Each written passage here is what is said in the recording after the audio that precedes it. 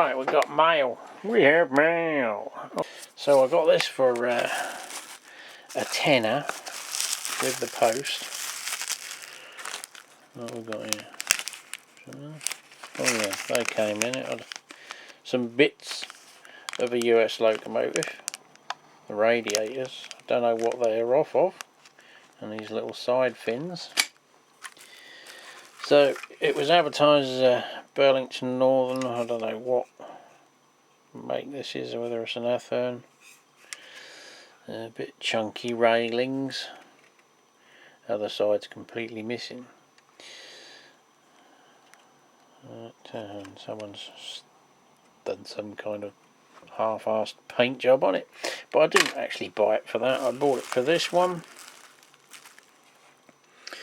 I don't know what one this is. It's got better detailing. It's not got the moulded wheel. It's actually got a placed on brake wheel. It's all complete and more or less intact. I thought it might fit one of those NZ Locos. It was worth a punt. I haven't tried yet. I think this has been sprayed because it's got that slightly peppery, orangey peel effect to it if you catch it in the light. I don't know whether the camera's picking it up, but yeah, I just thought, well, it may be. It's got two chances. If not, that would probably sell on its own, but they chucked some other bits. Like I say, those fan radiator grill, I mean, they're no good to me, but we've got part of a cab as well. And this old body here, which I don't know what they've done to that. Whether this was the one they were going to modify, but there's some kind of,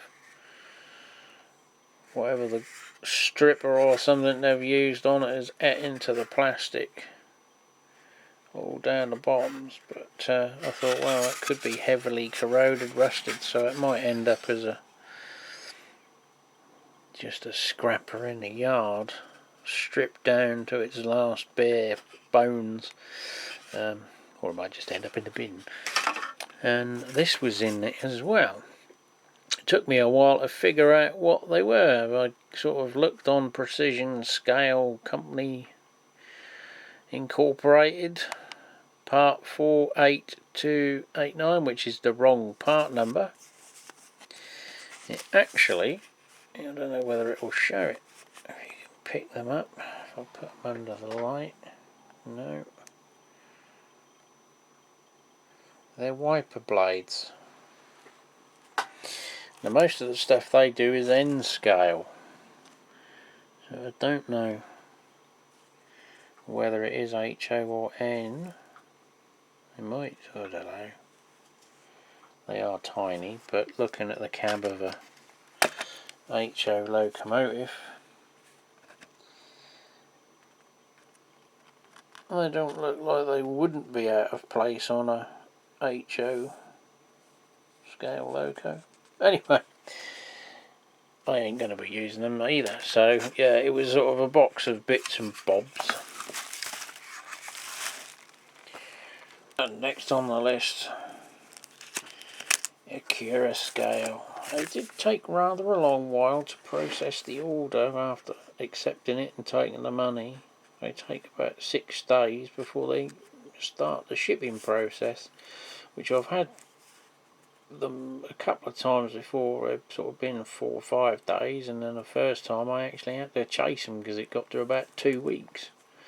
Then all of a sudden it was posted the same day after I dropped them a mail. But obviously they don't ship them, they come from a handling place in Birmingham, I think. So I don't know whether they ship stuff in ad hoc as they need it from China. These are the, I think they're the coach couplings, magnetic couplings.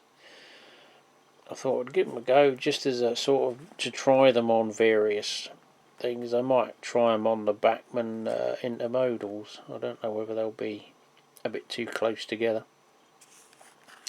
But the long bar looks a little bit wrong. So I thought I'd give these a go.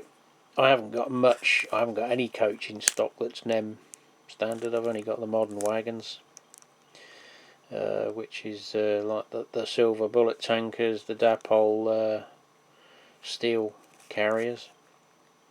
So I bought a pack because they're cheaper than the Hunt couplings, I think, and they don't tend to snap because I know they 3D print their stuff, and 3D print's a bit brittle. These are plastic moulded, and they look a little bit more like something that would be on a wagon as opposed to a square block. So we give them a go, and I got an Accurascale. Well, they're an EM1, aren't they? EM1s or EM2, I can't remember which one's which. Not very big, but then obviously they don't need to be. Probably had to cut the lugs off. I bought it, I might fit it if it'll go in the class 59, but I have yet to try that out. It's still on DC at the minute. I've got to sort out the shed and get the board back. So more greenery as well. Another pack of those large flock. It's the foam stuff, not the nasty plastic shreddings. They look a better colour Brahms as well. So yeah, they are sort of like filler trees, but they're larger ones. I think 14 centimetres. But they need darkening down, I think, unless we're going for an autumn look maybe. But they're worth buying because they're cheap. But I think they're just under a £5 or just about £5 4p, something stupid. But I got another pack of them while they were cheap. And the other box, I've got some more stuff inbound, so they'll probably be in a later segment of this video maybe. Another 3 Redland PGAs from the triple pack. I managed to get these for, well, not a good price, but considering I've paid £21 prior, although they weren't boxed, these were £26. There's 2 listed at the minute for 60 quid.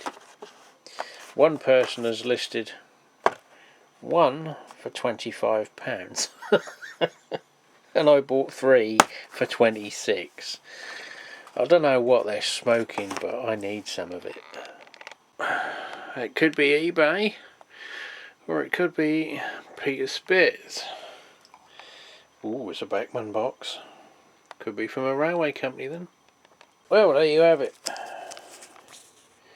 One Hornby XO4 worm drive in a box that size. Nah, not really. Now we got hopefully the correct bogies for my C-Cow, C-Line, whatever the hell they are, ballast wagons. The Gloucester ones, because I ordered the wrong ones last time by accident. Now, after a little bit of tracking down, I wanted a class 58. I found one, but I didn't want to pay the money that, for some reason, the BR red stripe one seems to be a premium. I know it's weathered, but it's not exactly state-of-the-art weathering, is it? The other models, like the mainline variant, you can find for about £104, but this one, if you can, well, cheapest I ever saw it was 129, and it was out of stock. And I managed to find it at Peter Spears for £133, which was still a bit of a myth because everyone else is selling the remaining stock of all the other variants at a lot less price. But the Cool Sector one and the Rail Freight one, this seems to be the hardest one to find, and it's always been the most expensive. So it's EFE Rail, but it's actually a Beckman company. And strangely, I know Hellion make it as well under their own. The bogies on it are Hellion anyway. I didn't know that. I thought EFE made by Beckman in their factory in China, but it's actually hellion. So hopefully it hasn't got too much current draw. We've got the other bogey sides. Should you wish to change them out, I presume. There's 2 different variations, I don't know. I'm not an aficionado on... Oh, screws the scratchy camera. You've got bogey sides on it and you get another set with it, for whatever reason. I haven't read the documentation yet, so here we have it. Obviously a vast improvement on the Hornby variant, with those essential sprung buffers. Some buffer beam detail already on the hook and pipes. There is a bit of detailing, I can't see what it is. For some strange reason they put it on the underside of the packaging. There's the other NEM fixing and some skirts or something in there. And the other buffer beam, bogey sides. So, obviously at the minute it will be on DC, so it will be another test run today of this locomotive. Hopefully it's all tickety-boo, as this was the last one they had anyway. And as I said, the weathering's not, you know, just a quick blow over with an airbrush on a production line. Really wouldn't have added any significant amount of time to the production of the thing. That was a moped, not me. So yeah, that's the next Loco. I wasn't, originally a planned, but I had to get some money for Christmas, so I thought sod it. It's one off the list, and let's face it, they're not going to get any cheaper, are they? If they do another batch, they'll be 200 plus. If they're anything like the rest of Bachmann's pricing.